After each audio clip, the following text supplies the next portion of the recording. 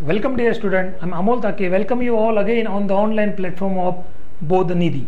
नमस्कार विद्यार्थी मित्रांनो, मी अमोल ताके तुमचं सर्वांचं बोधनिधी या आपल्या ऑनलाईन प्लॅटफॉर्मवरती स्वागत करतो.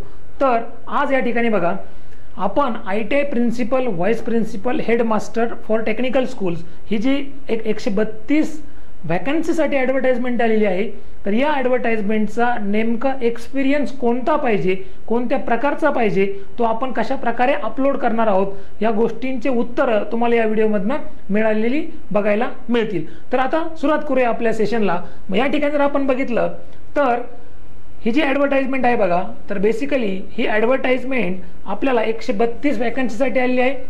महाराष्ट्र शिक्षण सेवा गट ब या केडरचे हे सगळ्या पोस्ट आहेत. याचाच अर्थ हे समकक्ष पद आहेत. म्हणजे तुम्ही इथून सिलेक्ट झाल्यानंतर तुम्ही जे क्लास 1 ITIs आहेत तिथे व्हाईस प्रिन्सिपलही होऊ शकतात, किंवा तालुका ITIला तुम्ही प्रिन्सिपलही होऊ शकतात, किंवा टेक्निकल स्कूल्सला तुम्ही मुख्याध्यापकही होऊ शकतात, किंवा सहाय्यक प्रशिक्षणार्थी सल्लागार हे पण होऊ शकतात. हे सगळे समकक्ष पद आहेत महाराष्ट्र शिक्षण सेवा गट ब या केडरचे. समजते सर्वांना? म्हणून त्यांनी असे वेगळे वेगळे नावं दिलेले आहेत, किंवा त्यांच्या सेपरेट पोस्ट दिलेले आहेत. का? तर ते समकक्ष आहेत. तुम्ही एका ठिकाणी काम करत असाल तालुका प्राचार्य म्हणून, तिथून तुमचे ट्रान्सफर मुख्याध्यापक म्हणून येऊ शकते तिथे वॅकन्सी झाली तर. त्यामुळे हे सगळे समकक्ष पद आहेत. या ठिकाणी 101 बघितलं तर 132 जागा आहेत. मग कॅटेगरी वाईज जर बघितलं तर तुम्हाला इथे कॅटेगरी वाईज सगळ्या जागा बघायला मिळतील. ठीक आहे. आता या ठिकाणी जर आपण बघितलं तर सगळ्यात महत्त्वाचं आपल्याला बघायचं आहे शैक्षणिक अर्हता आणि अनुभव. म्हणजे तुमचं क्वालिफिकेशन काय आहे आणि तुम्हाला अनुभव कोणता पाहिजे.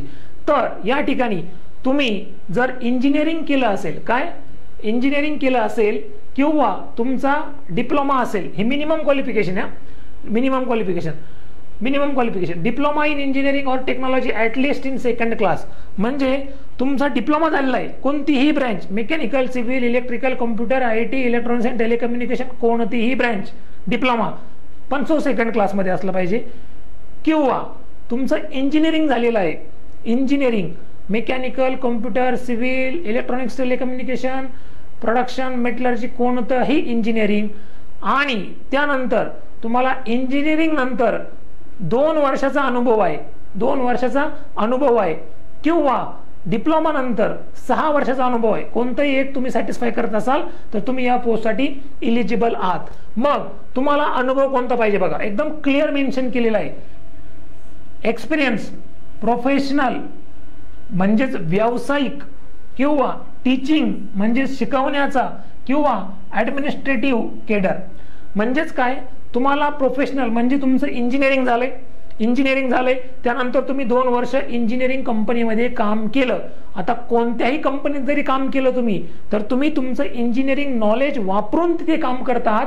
त्यामुळं ते म्हणजे प्रोफेशनल एक्सपिरियन्स आहे. इथे असं कुठेही नाही की तुम्हाला इंजिनिअरिंग म्हणजे मेकॅनिकलवाल्याने फक्त मेकॅनिकलच इंजिनिअरिंगमध्ये काम केलं पाहिजे, किंवा त्यात खूप सारे मेकॅनिकल कंपोनंट पाहिजे, असं काही नाही. मेकॅनिकल इंजिनिअरिंगचा वापर करून तुम्ही कुठे तुमचं नॉलेज अप्लाय केलेलं आहे, that is what your professional experience. मग तो 2 वर्ष एक्सपिरियन्स कोणताही चालेल, स्पेसिफिकली मेन्शन केलेलं नाही. त्यानंतर बघा टीचिंग, तुम्ही शिकवत आहात, राईट. मग तुम्ही कुठे शिकवत आहात हे सांगितलेलं नाही, फक्त तुमच्यामध्ये टीचिंग स्किल्स आहेत, राईट. मग इंजिनिअरिंग नंतर तुम्ही टीचर आहात, तर तुमचा 2 वर्षाचा टीचिंग एक्सपिरियन्स असेल कुठेही, तो ग्राह्य धरण्यात येईल. किंवा प्रशासकीय, तुम्ही एखाद्या ऑर्गनायझेशनमध्ये काम करतात, बट तुमच्याकडे ड्युटीज या ॲडमिनिस्ट्रेटिव्ह आहेत, राईट. सुपरवायझरी ड्युटीज आहेत, ॲडमिनिस्ट्रेटिव्ह ड्युटीज आहेत. याचाच अर्थ तुम्ही कुठेही काम करा, तुमचा ॲडमिनिस्ट्रेटिव्ह जर एक्सपिरियन्स असेल तर तो इथे ग्राह्य धरला जाईल. 2 वर्ष for engineering students, 6 year for diploma students. म्हणजे इंजिनिअरिंग नंतरचा 2 वर्ष, डिप्लोमा नंतरचा 6 वर्ष. ठीक आहे. डिप्लोमा नसेल, फक्त इंजिनिअरिंग 2 वर्ष असेल चालेल, फक्त डिप्लोमा आणि 6 इयर असेल चालेल, डिप्लोमा प्लस डिग्री प्लस 2 वर्ष आहे चालेल, काहीही प्रॉब्लेम नाही. बट कुठला पाहिजे एक्सपिरियन्स, कुठला पाहिजे, गव्हर्नमेंट ऑर्गनायझेशन म्हणजे शासकीय, किंवा तो नसेल सेमी गव्हर्नमेंट निमशासकीय, तोही नसेल तर खाजगी प्रायव्हेट एस्टॅब्लिशमेंट और एनी कॉर्पोरेशन और एनी इन्स्टिट्यूट. याचाच अर्थ 2 वर्ष तुम्हाला इंजिनिअरिंग नंतर एक्सपिरियन्स असेल तर तो इथे कुठे ना कुठे येतोच. कारण इंजिनिअरिंग नंतर तुम्ही कोणत्या कंपनीत काम करतायत, म्हणजे तुम्ही इंजिनिअरिंगचं नॉलेज वापरून काम करतायत, प्रोफेशनल एक्सपिरियन्स. तुम्ही टीचिंग करतायत, टीचिंग एक्सपिरियन्स. तुम्ही ॲडमिनिस्ट्रेटिव्ह काम करतायत, ॲडमिनिस्ट्रेटिव्ह, म्हणजे कोणतंही काम तुम्हाला तिथे दाखवता, म्हणजे तुम्हाला त्या ठिकाणी ते जस्टिफाय करता येतं. अजून महत्त्वाची गोष्ट या ठिकाणी जर बघितलं तर त्यांनी आता एक्सपिरियन्स एक फॉर्मॅट दिलेला आहे. आपण तो तुम्हाला आता तुम्ही टेलिग्राम ग्रुप जॉईन करा, डिस्क्रिप्शन बॉक्समध्ये तुम्हाला त्या ठिकाणी दिलेला आहे. त्या ठिकाणी तुम्हाला एक फॉर्मॅट दिला जाईल. त्या फॉर्मॅटवरती तुम्हाला काय करायचं आहे, तुम्ही ज्या कंपनीत काम करतात त्या फॉर्मॅटवरती त्यांच्या लेटर हेडवरती तो एक्सपिरियन्स प्रोड्यूस करायचा आहे आणि त्या प्रकारे तुम्हाला तो तुमच्या प्रोफाईलमध्ये अपलोड करायचा आहे. अशा प्रकारे तुम्हाला एक्सपिरियन्स जो आहे तो कुठलाही असेल आणि 2 वर्ष आणि 6 वर्ष असेल, जर डिप्लोमा झालेला असेल तर तो 100% या ठिकाणी लागू होतो. अजून खूप सारे मुलांचे कॉल येतात की सर मी अशा ठिकाणी काम करत होतो. आता इथे कसं आहे बघा, काही मुलं स्वतःच्या कंपनी असतात, तर स्वतःच्या कंपनीमध्ये त्यांचा स्वतःचा रोल काही पण असू शकतो. किंवा काही मुलं सपोज मला एखाद्या वेळेस जॉब नाही आहे, जॉब नसेल तर मी एखाद्या क्लासवरती तिथे ऑनररी टीचिंग करतो. ठीक आहे, मग त्या क्लासवरती ते मला काहीतरी रिनोमिनेशन देतात. तो पण तुमचा फक्त लिगल मस्टर वगैरे त्या ठिकाणी व्यवस्थित तुमचं असलं पाहिजे. याचाच अर्थ काय की तुम्ही जे काम केलंय ते तुम्हाला जस्टिफाय करता आलं पाहिजे. That's all. म्हणजे असं कुठेही नाही की सपोज आता भरपूर वेळेस काय होतं की तुम्ही एखाद्या गॅरेजमध्ये काम करतात, त्या गॅरेजमध्ये काय तो तुम्हाला ऑनलाईन पेमेंट करत नाही. 10,000 15,000 रुपये डिप्लोमा होल्डर असेल, डिग्री होल्डर असेल. पूर्वी आपल्याला RTO नंतर 1 वर्षाचा एक्सपिरियन्स लागायचा.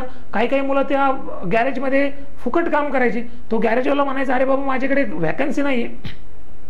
हा म्हणायचा नाही मला एक्सपिरियन्स पाहिजे 1 वर्षाचा, मी रोज येतो तुमच्या, मला काम शिकवा आणि मी तुमचं काम करेल. मग अशा केसमध्ये काय, तर सगळ्यात महत्त्वाची गोष्ट की ते तुम्हाला ते जस्टिफाय करता आलं पाहिजे की मी अशा प्रकारे काम तिथे करत होतो. ठीक आहे, या ठिकाणी तुम्हाला कोणी काही असं ऑब्लिगेशन करू शकत नाही की तू तसंच का काम करत होता.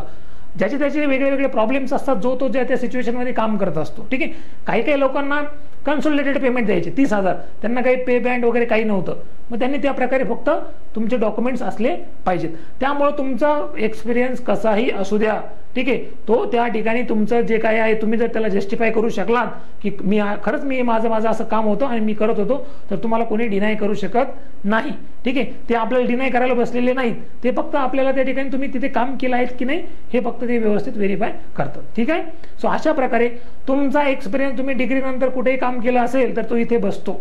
ठीक आहे, आणि डिप्लोमा नंतर जरी केलं असेल तरी इथे बसतो. त्या प्रकारे तुम्ही या ठिकाणी फॉर्म भरू शकतात. आता या ठिकाणी जर बघितलं तर आपण या ठिकाणी याची जी एक्झाम होणार आहे 100 क्वेश्चन आणि 200 मार्क्सची, तर यासाठी आपण सिलेबस तुम्हाला दिलेला आहे.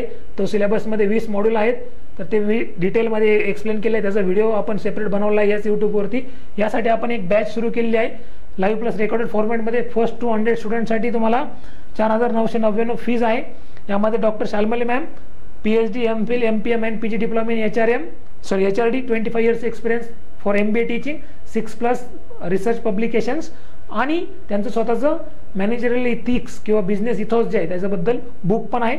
ही पूर्ण जी काही तुमची बॅच असणार आहे ती अतिशय सुंदररित्या तुम्हाला या ठिकाणी कंप्लीट केली जाणार आहे. महाराष्ट्रातील सर्वोत्तम फॅकल्टी आहे, टेक्निकल नॉन टेक्निकल आहे, अनलिमिटेड व्ह्यूज आहेत. ठीक आहे, त्यानंतर मयूर सर आहेत जे की तुम्हाला व्होकेशनल एज्युकेशन आणि एज्युकेशन सिस्टम इन इंडिया हे टॉपिक शिकवतील. त्यानंतर स्किल रिलेटेड जे काही टॉपिक्स आहेत, स्किलच्या वेगळ्या वेगळ्या स्कीम्स असतील, स्किलच्या वेगवेगळ्या टर्मिनॉलॉजीज असतील, ITI रिलेटेड, ITIचं इंटरनल स्ट्रक्चर असेल, ते कसं फंक्शन होतं, ते सगळ्या गोष्टी या ठिकाणी मी ॲज अ गेस्ट लेक्चरर शिकवणार आहे. ठीक आहे, सो अशा प्रकारे तुम्हाला एक्सपिरियन्स कोणताही असला तरी तुम्हाला या ठिकाणी टेन्शन घ्यायचं कारण नाही, त्या टॉपिकमध्ये तुमचा एक्सपिरियन्स बसतो. Thank you very much for watching this video. Thank you all.